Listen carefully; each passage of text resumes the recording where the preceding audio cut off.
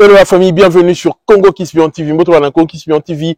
Bienvenue à la chaîne Amino Makam, chaîne Impact P2J danger. Merci d'infidélité, merci d'amour, merci de vous allez toujours s'abonner massivement à la chaîne Oyo. Ils ont eu la bino, musique congolaise en temps réel. Pour ceux qui ne me connaissent pas et ceux qui me connaissent déjà, je suis le youtubeur, ton youtubeur préféré. C'est ici que ça se passe. Ici, on dit la vérité pour le bien de l'humanité.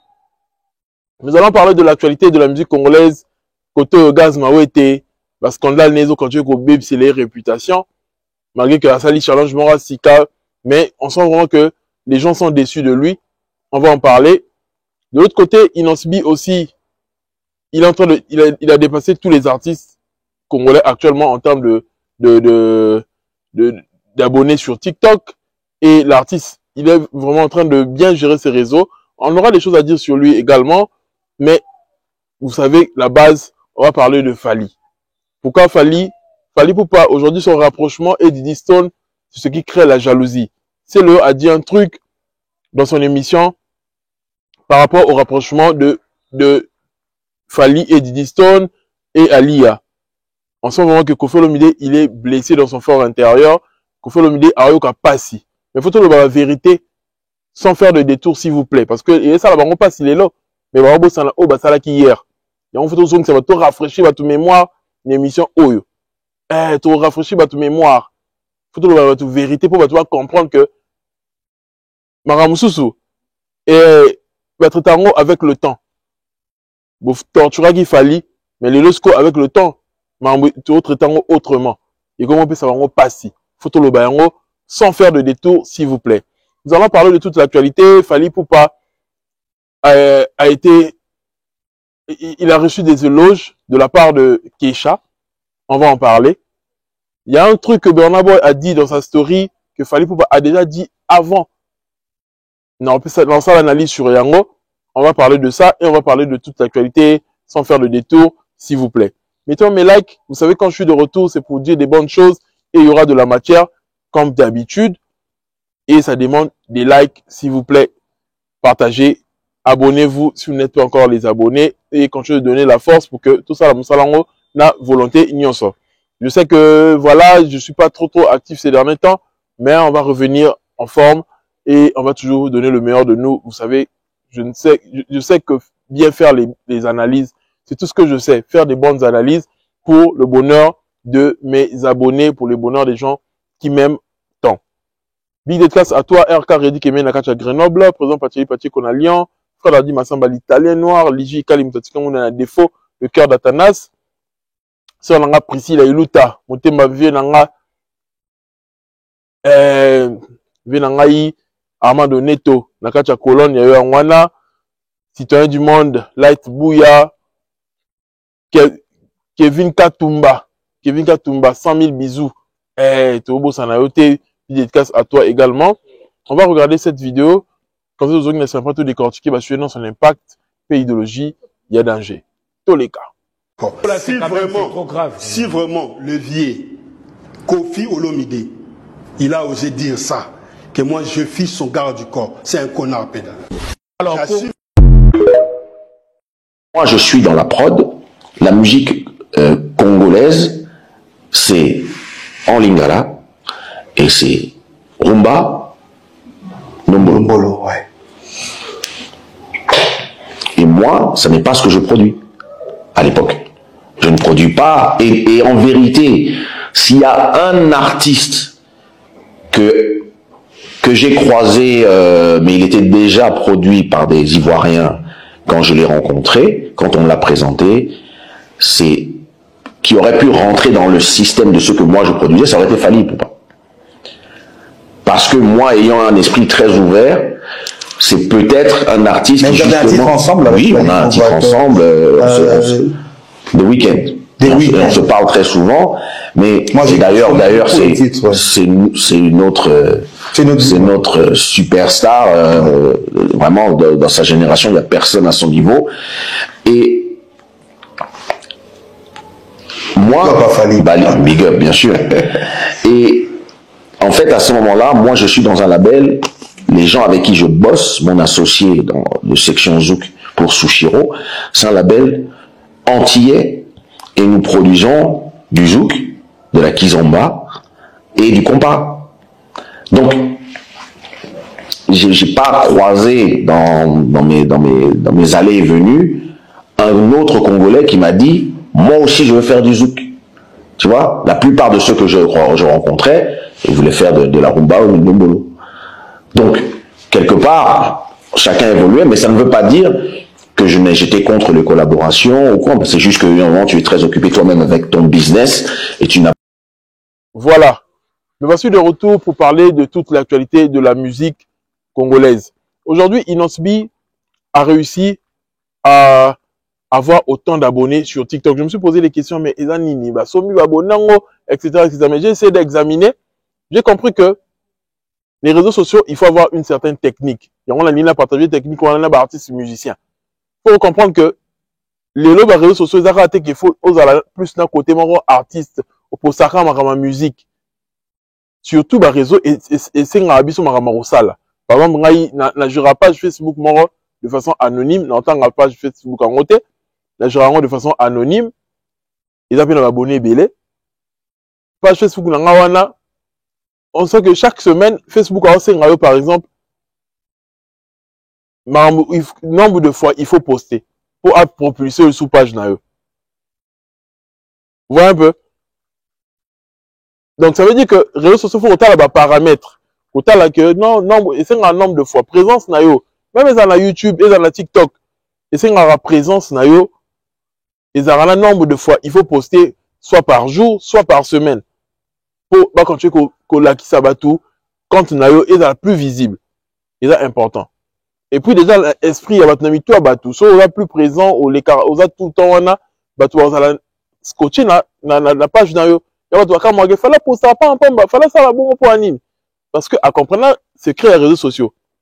Il faut qu'on fidélise, batou, au Balanda yo. Au fidéliser, il faut proposer un contenu tout le temps. On va poster une semaine, on poster 2 fois. On poster 1 fois. On a su qu'on fidélise, fanatique, non. Il y a un que la fallait être charababonné, ça la nini parce que tu dois comprendre que visibilité et c'est un marrant boy. Là sur TikTok, Fally au moins lui il a le succès par rapport à ses chansons. Non, il pose tout le temps ses challenges à lui-même, tout ça là, ses concerts, etc. qui font ce que il a plus de buzz et puis il a beaucoup de fanatiques. Mais Bartiso et Tikali, le secret de Inosbi c'est quoi? Il utilise comment dire, les outils de TikTok. Effet à TikTok, challenge à la mode idéale à TikTok, lui il reprend ça. Il reprend que les challenges déjà en cours, TikTok a ça on déjà visibilité, yo on répond dans le sous. Et ça que yo continue à catch la liste à tout oyo, TikTok a ça vraiment visibilité par rapport à challenge wana. Et là c'est vraiment il faut te partager on a artiste musicien. Tu vas ligner que base au succès car bongo et ou t'as de nulle part non. Il faudrait quand même que qu'on utilise les réseaux sociaux. Il n'y a pas que Inosbi, il y a aussi Gaz Mawete qui est bon dans ces trucs-là. Il ne pose pas seulement les choses par rapport à sa musique, mais il pose aussi des challenges qui n'ont rien à voir avec sa musique. Tout ça pour être visible sur les réseaux et créer du contenu. Donc, l'artiste boye bango que se crée un réseau social comme Iwana, faut la outil na yo, autant la paramètre na yo, combien de fois on postera par jour, combien il faut poster par semaine. Objectif là par semaine les amis, surtout Facebook après ça objectif que il faut la semaine on poster 4 réels, on poster 11 vidéos na fil d'actualité, on poster 3 stories, on partager vidéo dans tant de groupes, on commenter vidéo dans tant de fois, après ça va challenge. Si on respecte le challenge on a propulser yo. Si on respecte on te quitter yo. Donc il faudrait que tout comme ça, les réseaux sociaux. Ça, c'était un conseil pour nos artistes en général. Se créer les réseaux sociaux et zawana. Et au permet de rendre la plus visible. Là, tu me trouveras Petit Fally. Sur les réseaux gagnés, moi, je regarde le TikTok de Petit Fally à comparer au TikTok de Ferrego, là, au Zambiaka. Mais Petit Fally, il va abonner qu'on les a fait. Rebala, va abonner qu'on les a fait. Il va tenir sur les faire les chèques dans TikTok. Point. Il sait pas s'y prendre, c'est tout.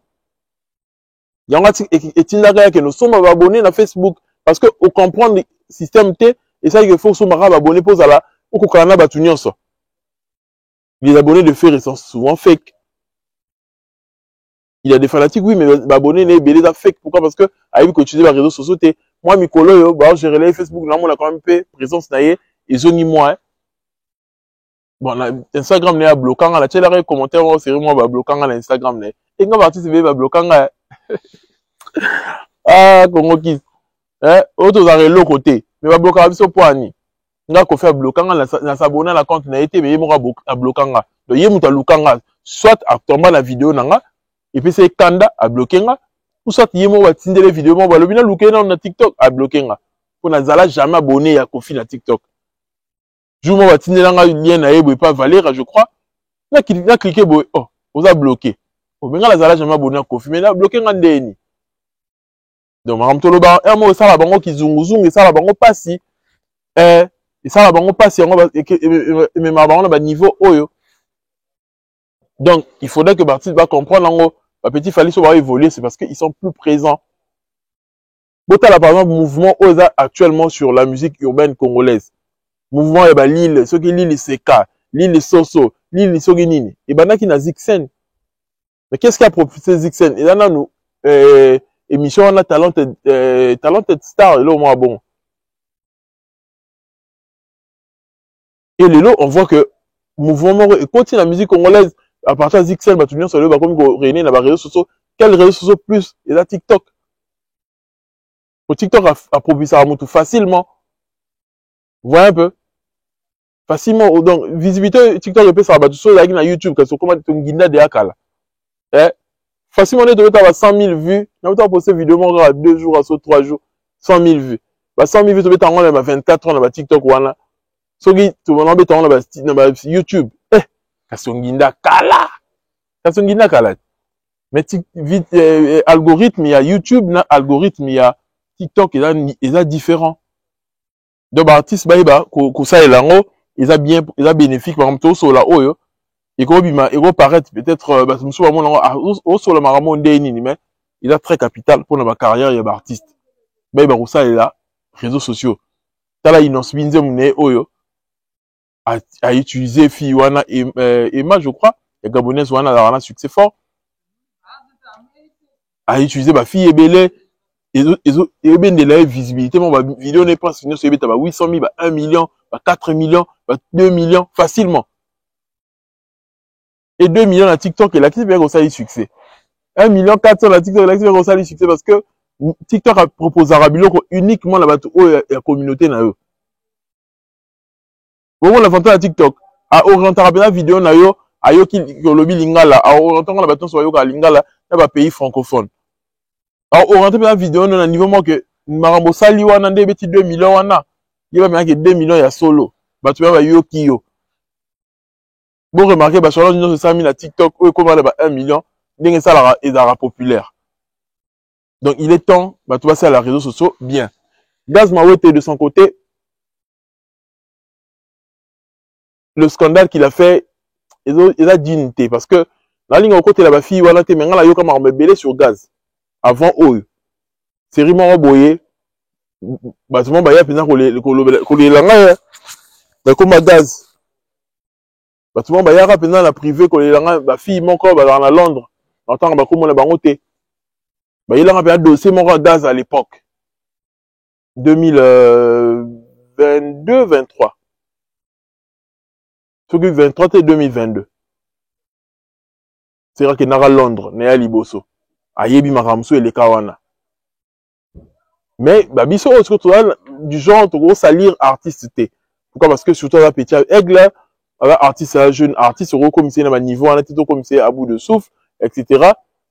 Mais, artiste, fois qu'il y a un comportement, il y a un momie, tout ça là, parce que la communauté n'a pas facilité à salir, tout. T'as la marmoto, tu cours dans la era. Maramba era. Il y a l'activité que la communauté est comme une communauté pourrie. Parce que à la lieu où vont les choses, tu vois, mitakala moutounion ça. À la lieu où vont les choses. Parce que tout compte nombre de personnes autres, mitakala là-bas. Jusqu'à quand mitakala batu no bimara boy. Respect à souter. Respect à souter. Donc, il faut passer à l'attention. Sur net, tout ça, vous t'en piéger facilement. Déjà, il y a sous la bimisi, vous t'en mais est-ce que ala fier nango erango parce que amoni beke et ben les so ba marcher pour bango ça la ba vivre yangwana ba vivre na ba momi ba gigolo makammo abongo. Mais à la lui voir les choses ça craint en fait. Communauté na biso parce que batunyo so ba mona mitaka na bango en fait. Mutunyo so ba yebi mitaka na ye. Et c'est pas cool pour une communauté de Zara focus axé na makammo boye ezana bitomba moroté en fait. Et gaz maote il faut faire très attention parce que to boy que lobé comme agona ba pibia qui epinza pour na ba pibia ga vidéo mo réseau circuler sur ndeni wana ya reçoit na kaka mais cette vidéo que non le connaît ya mibale mon ani sur ndeni nango mais avec à lui où font les choses trop risquer tout comme appelle un niveau wana qui on doute il gaz et mon ani boyna boy et tout ça là il faut avoir une certaine discipline à la plus à la trop na côté wana bad boy il y a place à cola pétro Congo etc. Trop bad boy. Même ba texte ne mususu nga mon lango vraiment na éviter quoi. Na plus ça rien mon gars service raison. Ba texte ne mususu surtout banze mina lo yenge wala linga ngo na éviter ba to linga ngo pe mais asa beau gosse asa na moi charisme surtout que aigle a pe ça gapa opportunité à petit na o aigle linga makasi. Ya gaz ma wet. Donc aussi nga vraiment à éviter ba biloko wana ba fille wana ba entourage wana na petit so yé mo créer buzz ngo na éviter vraiment mais ce que ça buzz té so ça bel marambu ya solo pour ne toyo ka to marambu ba version comme mebele kazara na 9 bana ba version comme bima ebele et ba version ozo bima wana ezo salirier en fait et comme c'est propreté ezo bomele réputation et bomele carrière en fait to ebela ki na musique kaka abete la biso musique a bien banze mo roi ba kao abete biso ka banze mo neto linga wana asa la focus na musique na ye yango ne mtu erofuta ye au lieu que ba il a biso ba dossier ya boy ba dossier oyo eza propre ata mukete eza propreté to senga la gaz mawete ayoka biso et à continuer ko mener carrière na ye d'une bonne manière qu'il soit parce que ava talentueux voilà, nous savons bien que Gaz Mawete c'est un talentueux, il chante bien, il sait composer, il connaît la musique urbaine et il fait toujours des albums réussis. Avec un soutien à Warrior pour discours né arabien sur Fally Ipupa. Fally Ipupa, l'artiste, il ça va tout pongiter. Tout le belé nano. J'ai regardé un post de Burna Boy. Burna Boy a posté que après, ce qui concerne l'artiste nigérian, que vous avez focus, ok, sondage na Twitter, au numéro 1, au sondage communautaire, local. Et ça, la langue, le côté, tout ça va stade T, et c'est ça rambon côté. Après, ce que tu vas calculer, il y a un stream. Alors, que non, 1 million de streams, la Nigeria, ça, langue à $300. Mais 300 à $400. Mais 1 million, on a quand on commune, on a un comme sous et comme de 3000 à 4000. Comment partir sur un débat sur un bon, ouais. Vous imaginez ce qu'on Rema à Salanzembo, comment 1 milliard, non, de stream. Vous mettez sur la Chine, et puis ça combien de millions d'euros. Comment dire, pourquoi fallait facilement à réussir ça? Alors, on a banda koulelo, on banda kou ba vieux, ba sala musique, na ndenge nyonso, ba yemba na ndenge nyonso. Mais bah koka comme à niveau ya rotonganda kulora falité pour remarquer depuis fala yena ndaku na ye ba to abeta suma solo ndaku na bango te ta ko vini mtanga yele biso que non ndaku na nga bona bo mais ba to abeta suma na rote que faire azara ndaku abo vent et là li biloko na nyonso parce que fala yena ndaku ya niveau likolo ndaku moko niveau likolo mais si qu'est-ce qui a rendu possible que le Fally pour akoma autant millionnaire. Pour tout le monde, vidéo, photo, ma auto chat. La katika de la voiture n'est mis balé. Koto Bentley, koto Lamborghini Urus. Si comme tu as réussi à un niveau wana, bien boya avec ta game solo que Fally na ferré, boyena boyesone, par comparaison avec toi ça la wana. Est-ce que tu as la rêve vraiment? Pour toi la vérité, bah montant mon solo comme on la compte et changer de comportement.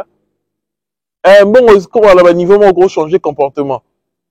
Parce que vivre bien, respirer bien, bon, on va le mettre la solo que on fait à ça qui sont guinis. Mouton attend la moitié à bon on a ôté. Attends le quart et à bon on va faliter. Bon moi est-ce qu'au niveau ils attendent la sensité. Mais qu'est-ce qui a rendu possible autant de réussite, autant de richesse pas Fally? Ils ont compréhension de l'industrie. Déjà parce qu'il a percé à l'international. Bernard Botan a ma solo, bongo pas va déconner, bah Nigérian au niveau local. Alors bah bongo parce que à comprendre que lui il a percé sérieusement. Allez moi où les kasogi, Bernard Botan qui année au sali 100 millions de dollars il y a chiffre d'affaires dans année au ou betele ma solo, ko ya route ko ça a été. Alors quand on regarde l'artiste nigérien. Et c'est vrai, soit betama solo bongo, alors qu'il 100 millions. 10 millions, on a peut-être soit maintenant le wana. 1 million, 10 millions ou 100 millions, je crois. Ces gens-là se font de l'argent. Ils sont excessivement riches actuellement. Pourquoi? Parce que, bah, comprendre l'industrie, bah, comprendre qu'il faut toute la musique libana moka. Toute la libana moka, parce qu'il y a un des côtés, on a nenga solo. Malgré démographie nigérienne mais ils sont insuffisants pour Moutou Azalapena à réussir en termes de stream. Et puis pour la retourner ça va stade et c'est avant que au percé à l'international. Aujourd'hui Bernard Boy a beaucoup en souté. A remonter malaba jouer d'autres filets. A zo luka côté dans la communauté ni on sort toujours. Et a réussi c'est le quoi na bon mon niveau mon de moi na et ça campé wana et ça a un succès mais tant il y a eu que touche nae au monde est même sous l'icolo parce qu'il a compris que monde extérieur n'aime du épée ça ramoto stabilité ceux qui te ligné to yasko na nenga pas Fally artiste doit représenter musique na biso si on compare le Fally d'avant et le Fally de maintenant on voit que carrière nae international aidé na marabout et belé surtout financièrement. Fally avait déjà réussi sa vie, oui. Mais la façon dont il a réussi actuellement est différent. Yemora le bac en couteau. Donc, vraiment, Bernard Boba met ma solo, le Fally le bango kala. Le bac, il a l'émission, il y a Marius, je crois, si je ne me trompe pas. Ou émission, il y a. So, il y a Marius, c'était. Il y a émission Moro Boye. Ah, c'est émission en Nani. Émission, ça n'a pas de quoi Eliezer, Ado Yuwena.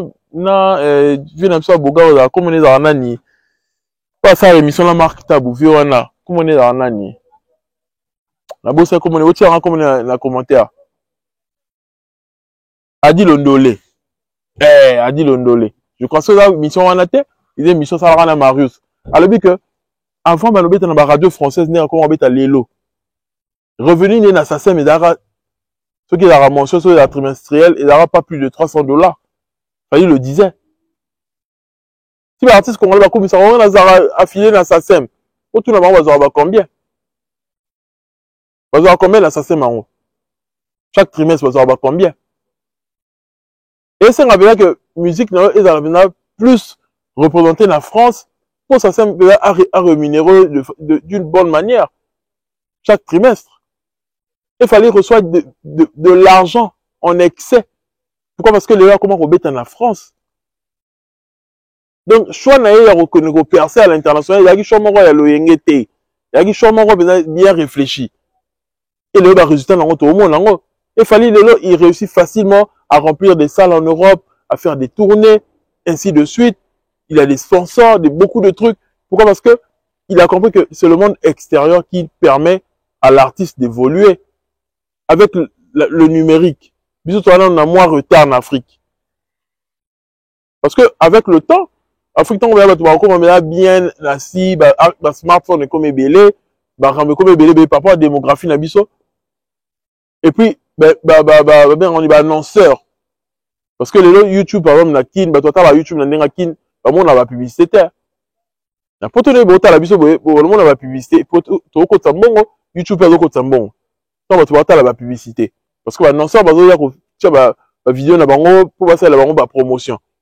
Mais na Kin par exemple ou bien na Brazza ou bien na Mboka ebele en Afrique ba non ça ba mingité d'où YouTube a repé ça vient mbongo ebele te pour la mutu atali na ndenge ya Congo mais ce qu'avec le temps ba non ça va commis évolution côté numérique bato va comprendre yango bien bato va komi na ba smartphone ebele bato va komi ko streamer légalement etc. Bon moi la pena que stream oyo esalama na ndenge ya Congo donc ndenge moto ayoka yo artiste na ndenge ya Congo na ndenge moto ayoka na ndenge Europe et comme alonka ndenge moko et on a très avantageux pour la artiste parce que par rapport à la démographie bah ko évoluer makasi pour ça na ndenge ya Congo na bato va komi bato va yebi internet très bien bato va komi bato va komi presque na ba smartphone etc. Par rapport à la démographie Afrique tout ça tellement ebele que aider les artistes na biso va évoluer. Pour biso africain, tu consommeras plus de musique na biso que la musique moussus. C'est ça en fait. Donc il est très capital pour les artistes va comprendre le loco wana que fallait pour pas fongola bango misu. Nenge ba na ba le fongola ba artiste ya mboka la bango misu. Fallait le disait mais ba tunsu ba comprendre fallait peut-être mabe ba na le ba du ozo laxanini. Yene mtazo ambongo ebele na sasem. Mais okabana ko a mon monde extérieur attends ce que bato ba na kati ya game na ye bato ba na kati ya ba na mboka ba comprendre makambo ele ka libanda te azo yo ke bango mawa en fait fallait yo ke la bango moko mawa mais bato ba comprendre que artiste ko komati na niveau zo caché ya 800,000 nenga la uti kozwa bato ba comprendre que nga la uti ko beta ko ça la publicité ya Airtel ba futinga 1 million parce que tant que les artistes congolais ba ça la publicité pour na ba 20,000 ba 10,000 et le kelaye il y a comment là niveau que ça la publicité pour na 1 million bon moi niveau yo que la artiste congolais mao et tant que est-ce que le sous bato va comparer car yé na batongo et moi c'est car imaginer fali maintenant c'est car na salon na yé tant on veut bien na canapé na yé alors c'est parce que ba comparer so na ni nango na nango wana alors en termes de revenus tu os ndenge moroté les gens sont encore en retard. Fali il a tellement percé.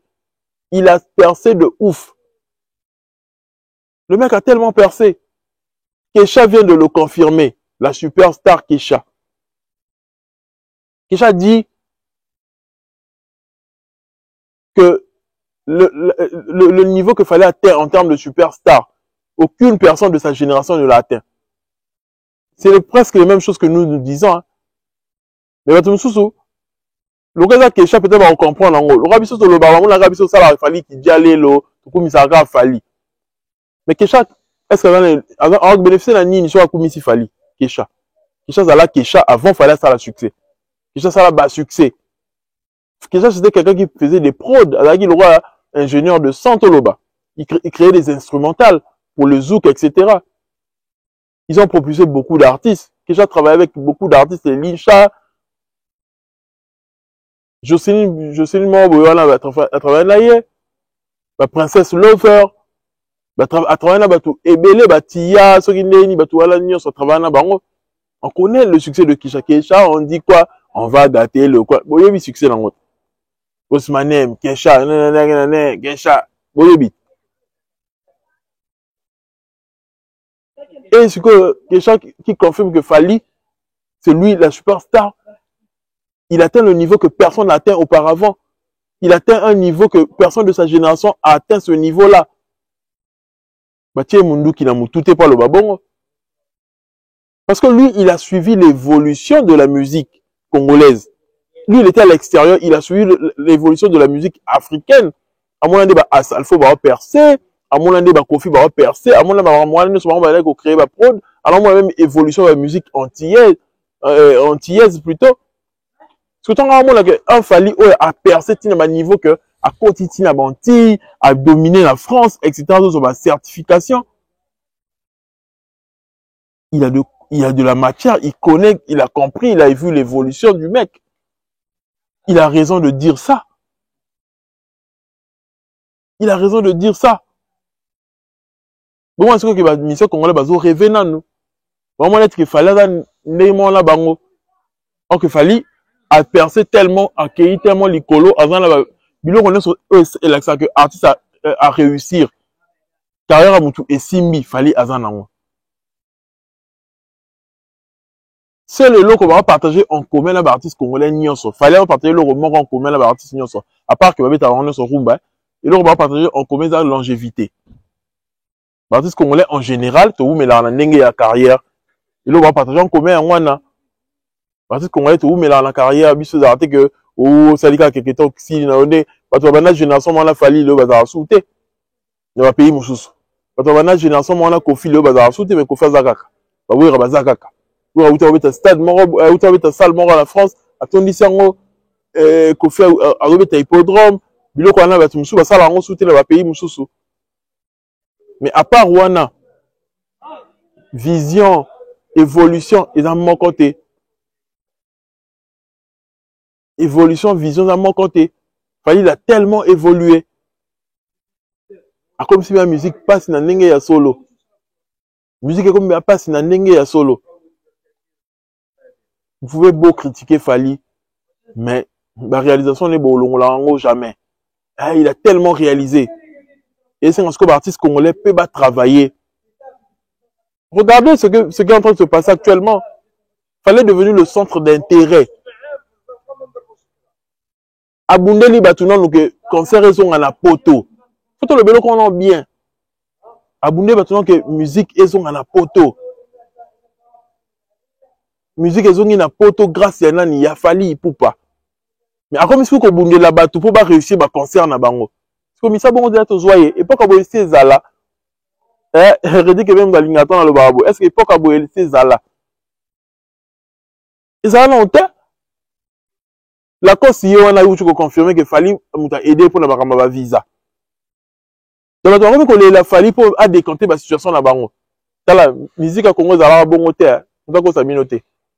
Maramo tout le monde n'a jamais que non mutumo a commis que il faut y pour me bino simba. Donc abonné bino que bozonga la robeta ba concert na poto. Abonné bino sous que pour me ba concert en la réussi. Soit to bengi si Fally na concert na yo. Soit il fallait aider na ma visa.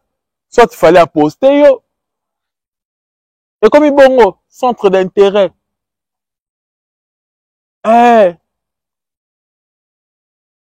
Ils a laté. Le mec a sali que même les artistes sont devenus fans de lui. Les gens ont compris que tout ça, ceux qui la cause a confirmé grandeur à Fally.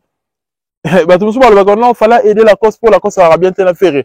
Mais non, les gens ont compris que certains artistes ont compris que Fally parce qu'il est tellement grand. Bah, comprendre grandeur en aïe. Ceux les petits artistes, on a esprit, bah, comprendre en té, bah, on a qu'il fallait la moutou, mon la bango, pour être en rumba, aïe, bah, la lingala. Mais en termes de réussite, en termes de carnet d'adresse, fallait à l'icolo. Fallait à Macron dans son carnet d'adresse. Vous avez qui? Ouais, l'équipe Macron. Et on a vu une émission passée. Qu'on fait une featuring dans sa salle, la salle là, niveau air qualité. Azo, n'a pas contact sur la téléphone, Azan n'est pas président de la République, oui. Mais président de la République, n'est Macron, Azati. Pour le président de la République, Oyaza la bango, Oyaza la bango, n'a pas contact, Baza batu oba qui n'a pas Macron a gangeli bango bazongi Afrique. Non pas kango. Donc il a dit que Fally il est tellement au sommet. Bah la cause soit comme qu'on ba aide récemment d'aki c'est quoi et la liste est longue. Les gens ont vu comment Fally a aidé les gens. Donc Fally tant on a la qui a aidé bien de son et qui m'a bêté. Tu veux comprendre en fin de compte. Parce que ce qu'on a qui était que yem dans même ben de son, yem dans même Adrisha, yem dans même intel. Ndeni ba musu ba ngaba yeba que solution sur la solution là qui n'est pas Fally. Ba ngaba yeba on ndeni. Bon moni côté musu que dolobara to qu'on a Fally kaza orgueillé. So le beau que pesi à gauche, il y a droite et mon a te son ndeni ba lobawana. Mais ce que ba to ngaba yeba ndeni que Fally ko décanter situation na eux. Ba ngaba yeba on ndeni. Na ndoto na pongi na miracle na ndeni.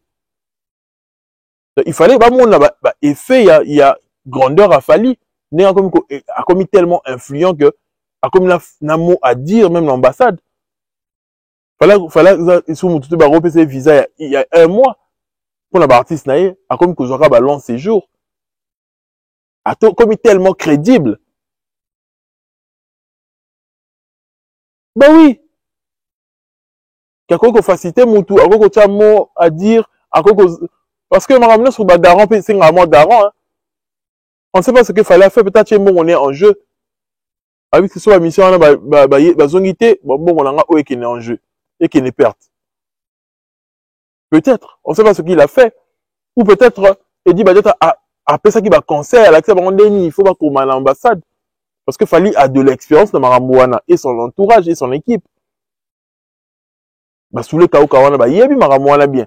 Et comme ça, pas forcément qu'à Fally, directement, mais à ça, l'entourage, bah, mon dengue a travaillé, bah, mon dengue m'a ramené fonctionnaire, bah, yebi, puis m'a ramené, et ça, la mara.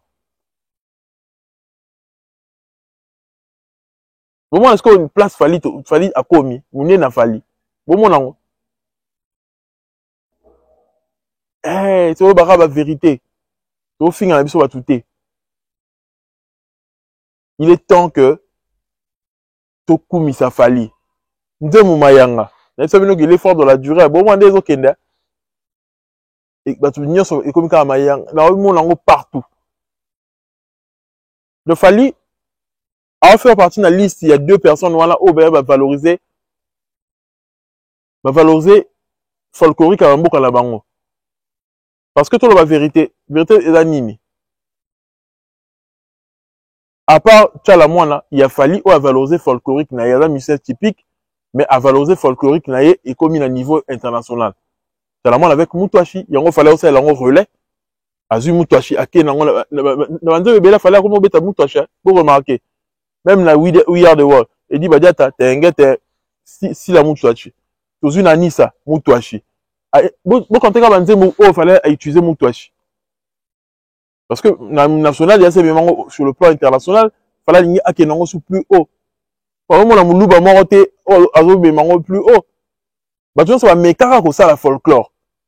JB, bah, Moulouba Bataki Ngana, Bataki Ngana, Batubaka. Oui, rappelez-moi, mais voilà, na bête, moi, comme mécaraka. Mais il fallait pour à fond, na maramango, ya folklore. Natchalamouane. On est d'accord? Et toyebi ke na Congo wana artiste folklorique o ba beta kabakasi ya mingi batando banzimu wana ba ya nzambi ze na ite succès nzema ya nzambi ze na za succès nzema wana na musique folklorique na yebite. Peut-être on se tromper mais boye ça dans commentaire musique ni folklorique beta na ba fête na matanga koleka ya nzambi ze ye azalate. Mais fallait ce que aye ko pe sa force moko ya makasi na folklore. Bon, mon niveau, et à quel sucre qu'on représentait Mamou national, à jusqu'au Moutouachouana, alors qu'il non sur le plan international, à niveau en Sakanate, alors qu'il vient de vive allure, vitesse à tiers, animatif et accélérateur. Donc, à Yébi, bien qu'on exploiter culture, richesse culturelle, et un beau canaille. Non, c'est Kabatoulouro, là-bas, Marc Aous, quand il dit que, non, fallait ni maranete, Soukaouta, Kartula, le Bagaouta, Bandal. Maintenant, on va appeler ça Rabino ba valeur. Ba reconnaître Bino ba teki ba style wala fala ça la libre parcours azu ba bilo ka wenge. Bon reconnaître ngo.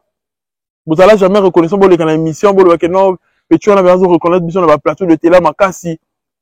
Kofi l'a dit un jour non. Ouira l'a dit, JB l'a dit non. À représenter Bino, à honorer Bino.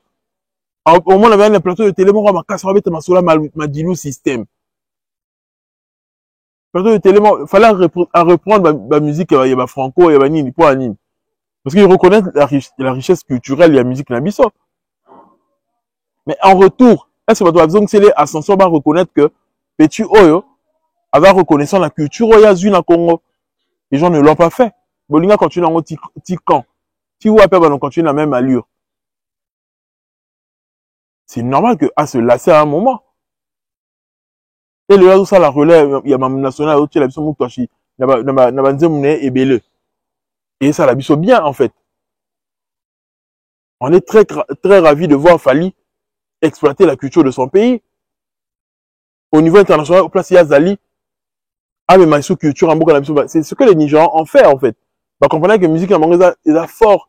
Soit mélangeant, on a ma sonorité. Il y a ma musique, il y a hip-hop, etc. Et on permet de qu'il y ait des liboso. C'est ce que les Nigérians ont fait.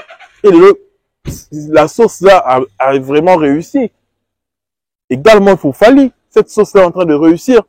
Mélanger le folklore congolais à de la musique du monde, d'autres styles, d'autres sonorités. Ça a réellement marché. On voit aujourd'hui les résultats. Des vrais résultats, des résultats positifs. Des résultats positifs. I don't have money, sorry. Des résultats positifs, en fait. Vous voyez un peu? C'est ça, en fait. C'est de ça qu'il s'agit, en fait. Force à l'artiste Fally. Force à l'artiste Fally. Il est en train de travailler dur pour notre culture. Et quand on a battu, on va faire la éloge bien pour la Fally. Seul artiste. La génération des battus, on va faire la éloge bien pour la. Nous avons sur le combattre avec Karati Wapi. Vous les marater. Vous combattre avec Tiwapi. Parlons du rapprochement Fally-Didi. Parlons de ça. Parce que c'est de ça qu'il s'agit. On voit aujourd'hui comment... Moi, je savais ça déjà que Kofi Olomide Ayoki m'était ma passe. Si l'émission, il n'y a pas mis mon marolo, tu n'es ni Didi Stone. Alors, Didi Stone, il y a qui Bercy. Il y a bébé, il y a Bercy. Il y a comme il est là, il y a 2025. Tu as comme il a niveau là parce que il était choqué de voir Fally autant de fois avec Didi Stone et avec Alia surtout. Kofi avait mal. Si c'est Maram Sela Abimisi, Maram Soli na Kuzu. Maram Sela Abimisi, c'est la zongelia. C'est la zongeli pression de l'interview. Ah ben, Maram Sela héritier, va faire, mais Kota Fally, niveau du karaté, et vous tenez à Fally. Alors, le voyez, combattre à Moututa, Rosa, Teba Sangana, va combattre Ferré, parce que ce qui n'y a pas. Au bout de Sangana, il y a une dynastie pour combattre Fally Neni. Pour s'inviter à moi, au combat, on combattre votre salle, ma quitte pour combattre Moutou. De le comprendre en haut. Puis, il y a ça, il quitte la dynastie, il y a album, Morobo Sangana, et l'obis à la communauté, Boli Moussa Fally. Beaucoup qui n'était, il y a un moment que vous avez la raison, comme il était, Togo Sangana, pour combattre Moutou. Ah, Yozonga la raison, hein. Non, bozonga la raison, te bozonga bien la raison. Formi cette bêtise, no fimbu. Vous comprenez que Joe, Toro Mekana était, toi ici, mon côté. Djela Bimileza te. Fally, il est super talentueux. Djela Bimila, ezate. C'est de ça qu'il s'agit.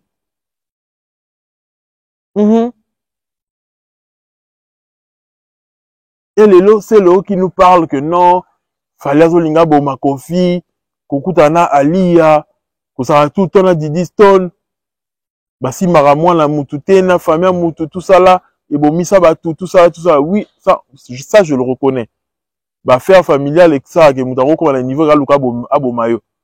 Moi, si Naya Zarasu na accès na moi si wanate, Yosuka Zomo na moi si on peut mettre na moi si on peut mettre na moi naye, Oya Zarasu na conversation maroté na moi lango bloqué, moi lango va solar na été, et ça la va passer. Ça c'est logique. C'est logique. Et il faudrait que que Ali ya mutaboya Kofi, Kofi boya Ali ya te. Ali ya boya Kofi mona bo sorter l'équipe na marama sindi, yanga Kofi tellement que boya ye et puis ça mutu kizungu trouble, a commencé ko s'afficher ouvertement na sindi. Et comme maman si moi si nanga madame Olomide. C'était une relation ancienne, bah maintenant maman Kaladia sindi na Kofi, mais il pouvait pas s'afficher. Mais depuis boya pas Ali, il n'a plus le choix. Il fallait s'afficher à sacrifier caca. Et Ali avait un tchaka barrière. Par deux assoutés, dans retour des assoutés, il y a une barrière. Et puis ça, Kofi qui paye les famille, comment on va attaquer, mais Ali, oh, Azam Moubala marocain, oh, Boyna Boye, et Boyna, comment Bilobé, ne va comment. Et comment on a ce qu'il fallait payer Ali, na Didi Stone. Et puis Kofi trouble, on moment la Mikolo, papa, on s'en dit qu'il fallait qu'il m'y a été. Finga kaka. Mais vérité la nini. Les gens qui font le ozo comme ma passi, comment on a fallu pemenia Didi Stone. Mais bobo sa nini bino se rapprocher à pemena niki pour détruire Fally. Histoire on a bobo sa nango. Je sais que ça date un peu, comme il y a 4 ans yango et les qui. Mais bobo sa la yango pour détruire carrière à Fally. Pourquoi Razan y a Nzambe ala élu de Dieu?